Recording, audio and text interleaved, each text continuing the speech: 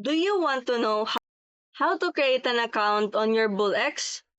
Here's the step-by-step process on how to do it. So first, you need to access BullX on your web browser and you will see this page. After that, there is a option which is the Connect Telegram. You just have to click on that button for you to able to redirect to Telegram and create your account or wallet on your BullX.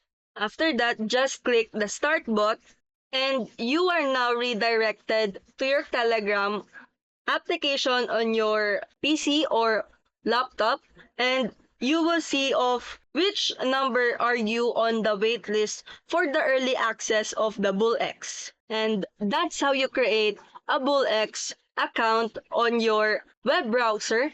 Just make sure that you also have an existing Telegram account for you to able to access or even create your BullX account.